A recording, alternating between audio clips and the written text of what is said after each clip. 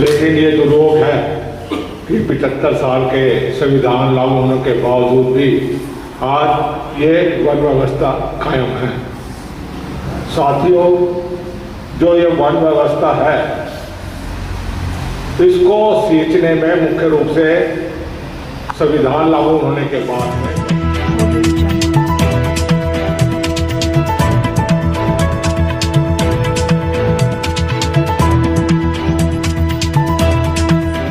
पर जो भी वक्ता ने कहा वो उसकी अपनी राय है जिसकी पुष्टि नेशन न्यूज इंडिया नहीं करता। धन्यवाद। सारे राइट मिले, चाहे अभी थ्योरेटिकल तो मिले, प्रैक्टिकल में भी कुछ मिले, लेकिन हम इस व्यवस्था को हम ब्राह्मणों पे थोपते हैं, उनको दोष देते हैं, लेकिन सबसे बड़ा जो रोल है वो बहुजन समाज का ही है, वही इस व्यवस्था को ढो रहा है। साथियों, आपको याद होगा बाम साहब ने 20-25 वर्ष पहले हजारों की संख्या में ये मुहिम चलाई संगोष्ठियों के माध्यम से कि इस वन व्यवस्था का ये जो ब्राह्मणवाद है ये उनके ज्ञान पर नहीं, बहुजनों के अज्ञान पर टिका है। अगर बहुजन अपने ज्ञान के ऊपर चले, अपनी बुद्धिमत्ता का प्रयोग करें, जो कि ये ब्राह्मण व्यवस्था जिसको हम सींच रहे हैं, जिनके उनके सांस्कृतिक कार्यक्रम हैं, 30 त्योहार हैं। आपने देखा वो कांवड़ में कौन जाता है? मैक्सिमम हमारे 95% हमारे लोग होते हैं।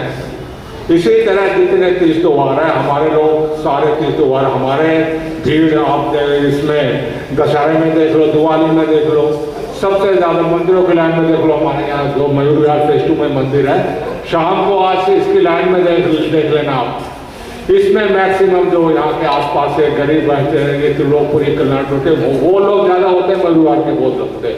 तो मेरा कहने का मतलब ये है कि इस व्यवस्था को हम ही लोग सींच रहे हैं। हम अगर उस व्यवस्था को मानने से, सींचने से हम इनकार कर दें, उस व्यवस्था को माने ना, हम 30 त्योहार न करें, मंदिरों में न जाएं, दान नहीं, पंडितों को दान देना बंद कर दें, तो यह व्यवस्था अपने आप चरमरा कर गिर जाएगी। ये अगर हम इस व्यवस्था को दूर करना चाहते हैं तो हमें करना ही पड़ेगा। अगर नहीं करेंगे तो व्यवस्था ऐसी चलती रहेगी।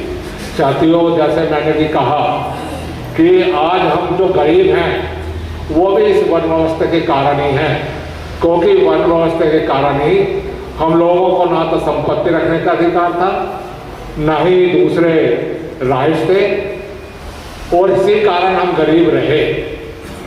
साथियों, हमारे संगठन ने, हमारे जो अध्यक्ष जी हैं अमित लाल जी, उन्होंने रिसर्च किया और वो फुल प्रूफ है, उसमें कोई ऐसा किंतु परंतु नहीं है। अगर जो हम आपको बताने जा रहे हैं, जो उस व्यवस्था को सरकार लागू करे, अगर हमने सरकार को लिखा भी, जब यहाँ पर जेटली यहाँ पर वो वित्त मंत्री थे उनको भी लिखा हमने, और जो विपक्षी दल है उनको भी लिखा, और हमने काफ़ी सांसदों को भी लिखा इस बारे में। अगर जो हम प्लान हम बता रहे हैं, अगर उसको सरकार लागू करे तो इस देश से गरीबी, भुखमरी, बेरोजगारी, सरकार सभी को मुफ्त हाउसिंग, मुफ्त हेल्थ, सारी चीजें प्रोवाइड कर सकते हैं। इतना सरकार के पास धन उपलब्ध होगा। साथियों, वो व्यवस्था ये है कि साथियों आप भी जानते हैं, और ये पब्लिक डोमेन में भी है, कि इस देश में जो 1% लोग हैं, वेरी वेरी रिच पीपल हैं, उनके पास में जो देश की धन दौलत है, 1% लोगों के पास में 80% या 90% के मालिक हैं। तो हम तो 1% लोगों को 80% ही मान लेते हैं। इस देश में जो देश की संपदा है उसका मुख्य रूप से जो आकलन किया गया यहाँ के अर्थशास्त्रियों ने और सामाजिक शास्त्रियों ने, मोटे रूप से थोड़ा बहुत 19-20 हो सकता है, वो यहाँ का जो आकलन किया गया बाजार भाव पे, वो 6,000 लाख करोड़ रुपए का यहाँ पर है। पूरे देश के जो धन दौलत है बाजार भाव पे जो आंका गया उनका मूल्य है वो 6,000 लाख करोड़ रुपए है। अब तो और ज़्यादा हो सकता है, मैं पिछले एक डेढ़ साल पहले का आंकड़ा दे रहा हूँ, अब तो ये और भी ज़्यादा हो सकता है, क्योंकि अमीरों की संपत्ति पिछले 2-3 साल में कई गुना बढ़ गई है। तो साथ ही मैं बता रहा था कि 1% लोगों के पास में 80% के वो मालिक हैं। इसको इस तरह से किया जा सकता है कि जो एक आदमी है उसके पास 80 रुपये हैं और जो 99 आदमी है उसके पास 20 रुपये हैं। इतना ये इकोनॉमिक या जो विषमता है, इतना ये गैप है, इसको हम समझ सकते हैं। तो साथियों, मैं बता रहा था आपको कि 1% लोग ये पब्लिक डोमेन में है, ये मैं अपनी तरफ से बात नहीं कर रहा हूँ, और किसी सरकार ने भी इसको डिनाई नहीं किया है और ना ही किसी ने इसको आज तक डिनाई किया है। इसलिए ये बिल्कुल फैक्ट बात है कि जो 1% लोग हैं वो 80% लोग के मालिक हैं। तो अगर 6,000 का 80% लगाए तो वो 4800 करोड़ रुपए बैठता है, 4800 लाख करोड़ रुपए बैठता है। तो हम जब बात करते हैं टैक्सेशन की, तो हम ये कहते हैं कि अगर सरकार जो भी 1% 135 करोड़ की जनसंख्या में 13.5 लाख बैठते हैं, अगर सरकार सिर्फ 13.5 लाख लोगों में 135 करोड़ में से सिर्फ 13.5 लाख लोगों पर 3% के करीब टैक्स लगा दे, वेल्थ टैक्स लगा दे, तो सरकार को 4800 करोड़ का 3% 144 लाख करोड़ रुपए बैठता है। साथियों, ये इतनी बड़ी रकम है, कहने में बहुत आसान है, लेकिन इतनी बड़ी रकम है।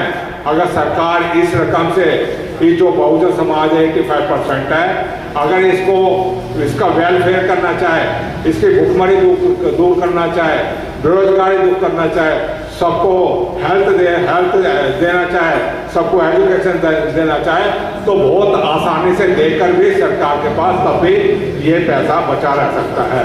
साथियों, वो इस बात से, ये कितनी बड़ी रकम है, इस बात से समझ सकते हैं कि इस देश में जो सेंट्रल गवर्नमेंट का बजट है आज की डेट में वो 40 लाख करोड़ रुपए का है, और जो पूरे देश का बजट है, स्टेट गवर्नमेंट का जो पूरे देश का बजट है वो 50 लाख करोड़ रुपए का है। इस तरह 90 लाख करोड़ रुपए का पूरे देश का बजट आज के डेट में है। अगर हम 144 लाख करोड़ में से 144 लाख करोड़ में से 90 लाख करोड़ रुपए बजाते हैं तो 54 लाख करोड़ रुपए सरकार को रेवेन्यू मिलता है।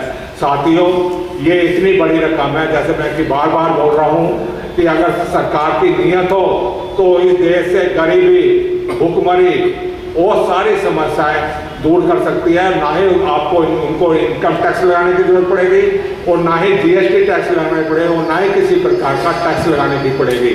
साथियों, ये कहने में बहुत आसान है, आप भी कहेंगे भाई ये तो बहुत आसान है, सरकार कैसे करेगी। साथियों, बिल्कुल सही बात है, सरकार क्यों करेगी।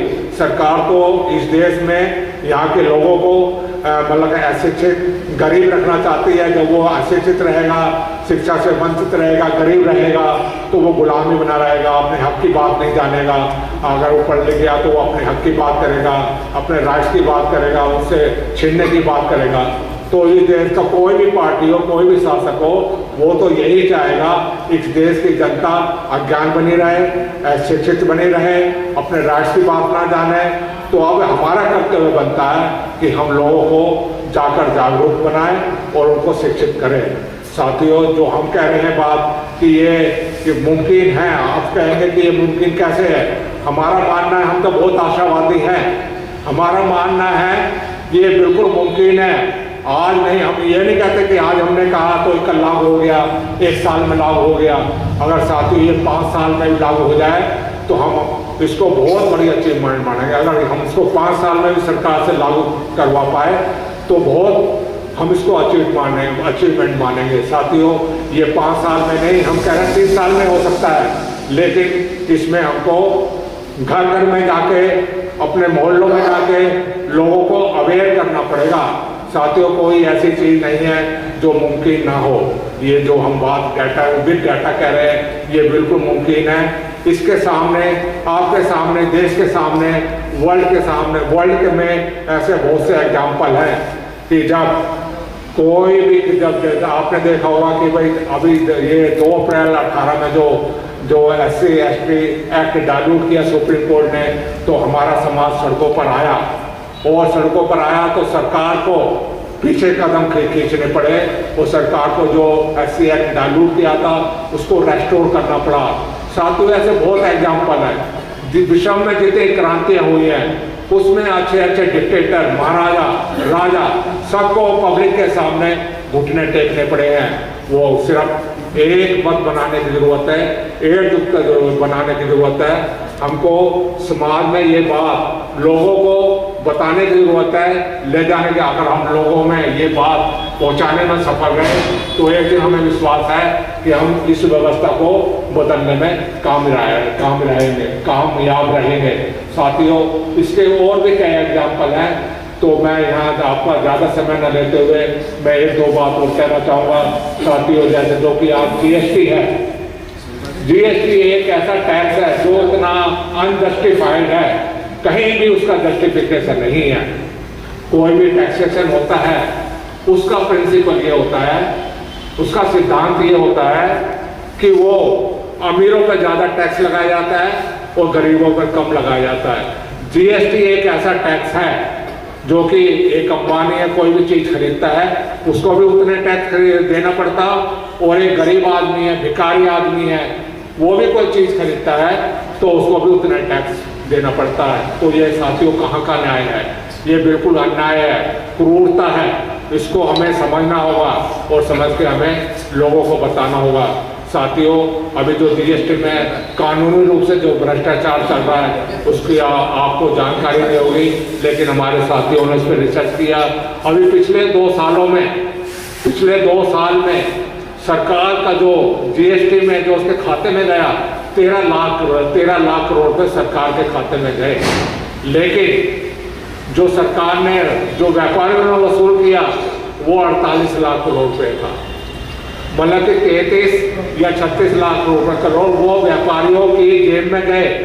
साथियों आपको भी पता है कि जब भी आप देखते हैं बड़े बड़े व्यापारियों ने 2 खाते, काले खाते और सफेद खाता, जो आपसे टैक्स तो वो कोई भी आप चीज़ लेने जाते हो वो टैक्स तो आपसे लेता है कि वो व्यापारी, जरूरी नहीं है कि वो जो आपने टैक्स उसको दिया है वो सरकार को देता है, ऐसा नहीं है। व्यापारियों ने इतना भ्रष्टाचार है, वो कानूनी रूप से उससे इतना भ्रष्टाचार मचाया हुआ GST के नाम पे कि जो आपसे पैसा लेते हैं वो भी अपनी जेब में रख लेते हैं। साथियों इन चीज़ों को हमको ध्यान में रखना पड़ेगा, और साथियों हमको कोई ऐसे निराश होने की ज़रूरत नहीं है। ये कम साथी हैं, ये कम साथी नहीं है। साथियों जो बात समझने वाला है अगर वो बात समझ के आगे समाज में ले जाता है तो मूवमेंट को आगे ले जाने में बहुत कामयाब होते हैं। साथियों मैं अब अपना अंत में तो एक बात और कह के अपना वक्तव्य खत्म करूँगा।